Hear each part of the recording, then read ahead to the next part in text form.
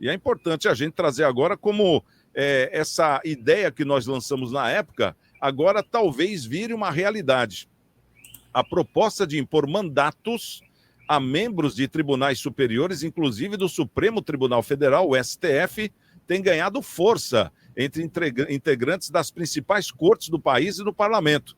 Pelo menos 4 ministros do Supremo se dizem favoráveis à mudança, 3 deles na condição de anonimato. No Congresso, o presidente do Senado, Rodrigo Pacheco, ele vem sinalizando disposição em pautar projetos sobre o tema. Não há consenso sobre a extensão do mandato a ser imposto, e a discussão passa por propostas que vão de 8 a 16 anos. Em geral, juristas apenas concordam que a medida só deve valer para futuras indicações, como forma de afastar o argumento de que a regra seria inconstitucional. Uma PEC que estabelece mandato a magistrados, apresentada pelo senador Plínio Valério, do PSDB do Amazonas, aguarda para ser votada no Senado. O projeto fixa prazo de atuação do STF em 8 anos, sem direito à recondução. Para o senador, o mandato vitalício, com aposentadoria compulsória aos 75 anos, conforme é a regra atual, dá muito poder aos ministros. E realmente nós vimos aí no último governo, né, do presidente Bolsonaro, que o STF, quer dizer, não tem quem julgue eles, né? O que poderia julgá-los seria o tempo. E o tempo é o quê? A eleição. Você concorda com essa forma a partir de agora, vamos dizer assim, ô Paulinho? Daria um pouco mais de... Eu acho que daria um pouco mais de transparência, né, ao STF, aos candidatos. Eu concordo. Eu acho bem válido você fazer esse pleito aí para colocar os ministros no STF. Acho interessante. Agora, teria que ver qual seria o prazo de mandato, né? O pessoal está falando aí 8, 10 anos. Eu não sei direito, não li a PEC. Aí estavam falando também de limite de 75 anos de idade, uma coisa assim. Aí teria que ver como é que seriam... como é que viria essa lista, né, de candidatos, quem colocaria essa lista, se seria a OAB, se seriam os próprios magistrados. Aí eu também não sei como é que seria feito isso. Mas eu acho interessante, eu acho que toda vez que uma pessoa é passada pelo pleito eleitoral, cara, eu acho que é válido, porque você legitima, né, aquele cargo, você está legitimando aquele cargo ali. E um cargo do STF é que nem você falou, é a última instância, você não tem para onde recorrer, né? O que é falado ali, o que é dado de ordenamento ali é a palavra final. Então, eu acho bem interessante. Eu acho que poderia ser colocado em pauta isso aí e aprimorado, sim. Ô, Marcelo, isso aí a gente vê que é uma vontade, né? E outra, até em questão de ordem mesmo, hoje, por exemplo, os 3 poderes, é só o judiciário não é eleito, né? Ele é escolhido, ele é indicado. Você vai na Câmara ou no Senado, tudo voto. No caso, o deputado federal são 4 anos, o senador são 8 anos, né, de mandato. O presidente, aí no caso, 4 anos, também com direito à reeleição. Enfim, todos eles têm o seu direito à reeleição. E por que no judiciário não é assim? Já não poderia ter sido feito assim desde 88, Marcelo? Olha, que bom seria se tivesse essa eleição. Vocês já imaginaram? A cada 6 anos, 4 anos, 8 anos, você tivesse que renovar ali o STF. Quem está lá tinha que se candidatar, né? Para ver se ficaria ali ou não ficaria, né? Todos eles sem partidos, sem partido. A candidatura pessoal. Pessoal que nem acho que nos Estados Unidos até assim, até o delegado da jurisdição, a diretora de escola, né, juiz, tal, são eleitos, são escolhidos pelo povo, porque se eles não trabalham direito, o povo tira e o povo coloca outro, né? Mas, obviamente, observando as qualificações, né, profissionais de cada um. Se o cara é delegado, vai concorrer a delegado. Se é profissional da área da educação, vai concorrer lá.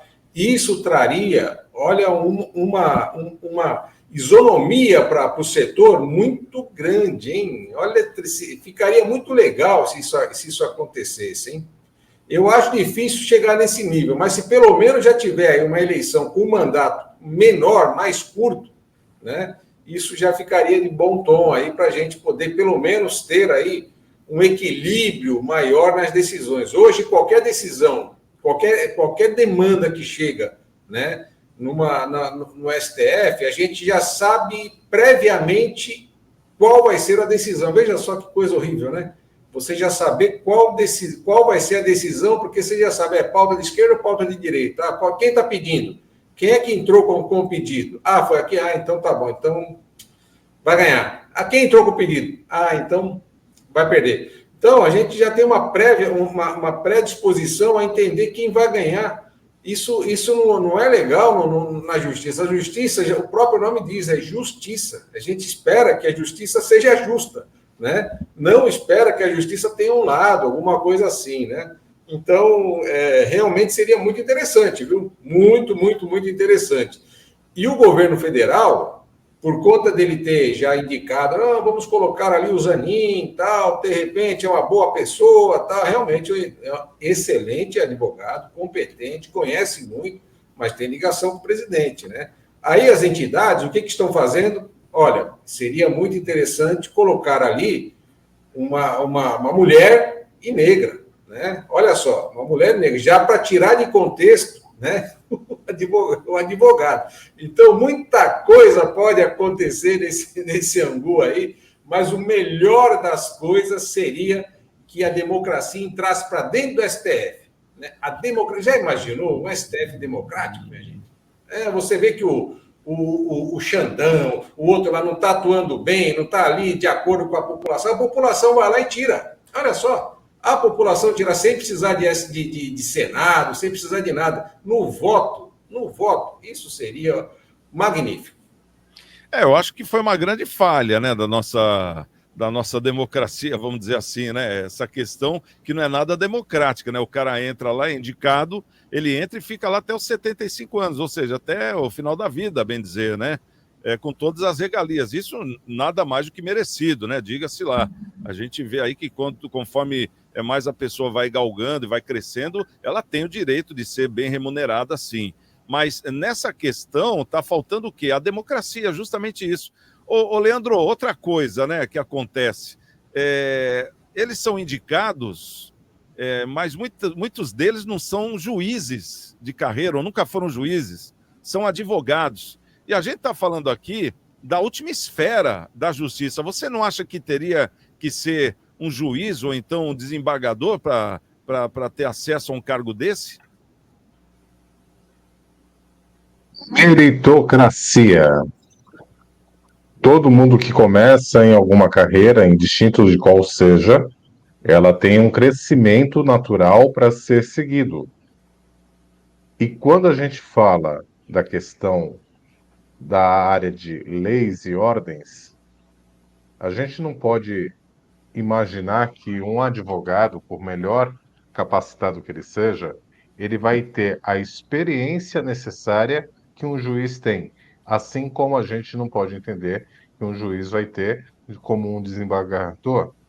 Então temos que ter o consenso que são etapas que essa carreira gera e por meritocracia ser gerado uma lista a ser votado. Porque senão fica sempre o padrinho do padrinho para poder ajudar um afilhado, e isso até pouco tempo atrás a gente ainda via que ocorria.